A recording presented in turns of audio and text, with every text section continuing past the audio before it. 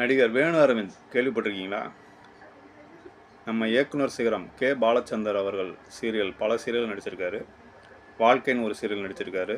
அப்புறம் நம்ம ராதிகா மேடத்தோட செல்வின்னு ஒரு சீரியலில் நடித்து புகழ்பெற்ற வேணு அரவிந்த் அவர்கள் நம்ம கேப்டன் ஐயா கூட நரசிம்மான்னு ஒரு படத்தில் இணைந்து நடிச்சிருக்காரு. அதாவது சில காட்சிகள் தான் நினைக்கிறேன். அதில் சில ஸ்டண்ட்டு காட்சிகள் நடிக்க வேண்டியது தான். அப்போது நடந்த சுவாரஸ்யமான விஷயங்களை அவரே அங்கே என்ன நடந்ததுன்றத சுவாரஸ்யமாக சொல்கிறார், கேளுங்க. இந்த நரசிம்மால நான் ஒரு சீன் பண்ணிருக்கேன், கரண்ட் ஷாக் சீன். அது மீமா பெரிய அளவில் ட்ரெண்ட் ஆச்சு. அந்த சீனுக்கு பின்னாடி இருந்த ஒரு சுவாரஸ்யமான விஷயத்த சொல்லட்டுமா? எப்பவுமே எனக்கு சினிமாவில் நடிக்கணுங்கிற ஆசை இருந்துட்டே இருந்தது. வாழ்க்கைன்னு ஒரு சீரியல் ஏவிஎம்மோட ப்ரொடக்ஷன்ல பண்ணிட்டு இருந்தேன். அதை பார்த்துட்டு திருப்பதி சாமி டைரக்டரோட சிஸ்டர், இந்த பையன் நல்லா நடிக்கிறேன், அவனுக்கு ஏன்டா நீ கொடுக்க மாட்டேங்கிறேன்னு சொல்லி அவர் என்னை கூப்பிட்டு விஜயகாந்த் படத்தில் நடிக்க வச்சார். நடிகர் வேணு அரவிந்துக்கு நரசிம்மா படத்தில் நடிக்க சான்ஸ் கிடச்சிருச்சு. அதில் பார்த்தீங்கன்னா ரொம்ப சுவாரஸ்யமான விஷயம் என்னென்னா, ஸ்டண்ட்டு காட்சி ஒன்று நடந்திருக்கு.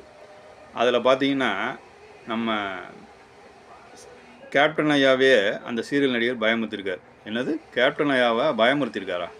அவரே சொல்கிறார், கேளுங்க.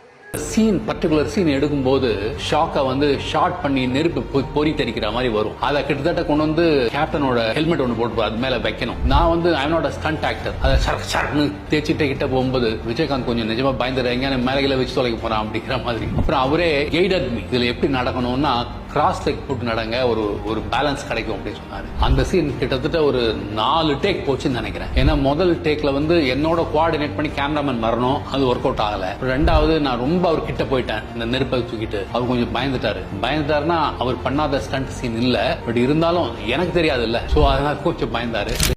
அதான் நான் பார்த்தேன், கேப்டன் ஐயாவது ஸ்டண்ட்டு காட்சிக்கு பயப்படுறதாவது.